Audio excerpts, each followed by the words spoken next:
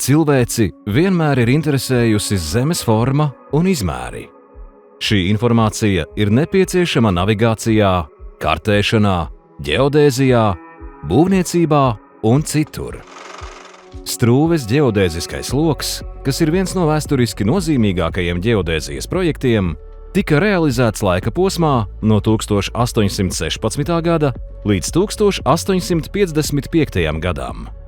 Projekta mērķis bija izmērīt Zemes izmērus un noteikt tās formu, aptverot plašu teritoriju no Ziemeļu ledus okeāna līdz Melnajai jūrai. Strūves ģeodēziskais loks ir izceļams ar savu mērogu un precizitāti, kas tika sasniegta, veicot mērījumus tālajā 19. gadsimtā. Mērījumus veica dažādu zinātnieku un inženieru komandas. Friedrichs Georgs Vilhelms von Strūve un Karls Friedrichs Tenners bija galvenie personāži.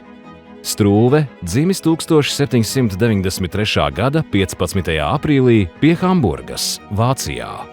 Bija vadošais šī ģeodēzijas projekta organizators, atbildīgs par projektu kopumā un rezultātu interpretāciju, kā arī par mērījumu koordinēšanu uz ziemeļiem no Jēkabpils. Savukārt Tenners, kurš dzimis 1783. gada 22. jūnijā pie Nārvas, Igaunijā, bija galvenais mērījumu veicējs uz dienvidiem no Jēkabpils, piedalījās mērījumu ekspedīcijās un praktiski īstenoja plānus apvidū.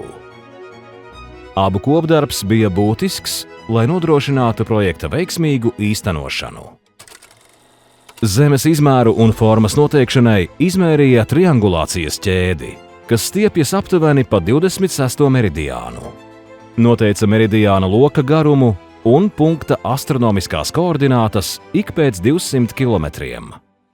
Šis process sākās ar signālu izvietošanu uz augstākajiem pakalniem, lai nodrošinātu redzamību starp mērīšanas punktiem. Tad tika mērīti 3 stūru iekšējie leņķi, izmantojot speciālus instrumentus, precīzas mērīšanas metodes, noteiktas koordinātas pēc zvaigznēm un bāzes līnijas uz Zemes. Šādas darbības tika atkārtotas visā Strūves ģeodēziskajā loka garumā, nodrošinot visaptverošu un detalizētu informāciju par katru mērīto punktu uz Zemes virsmas. Strūves ģeodēziskā loka Latvijas daļu veido 16 punkti.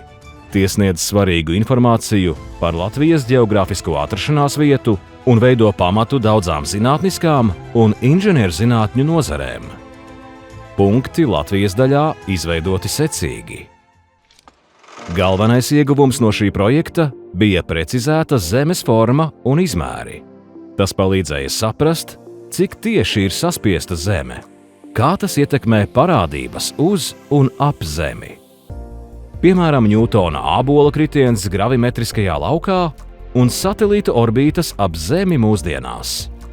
Šī informācija ir noderīga daudzās nozarēs, piemēram, ģeodēzijā, kartogrāfijā, plānošanā, ģeoloģijā, hidroloģijā un klimatoloģijā. Strūves ģeodēziskais loks ir iekļauts UNESCO pasaules mantojuma sarakstā un ir atzīts par nenovērtējamu unikālu vērtību.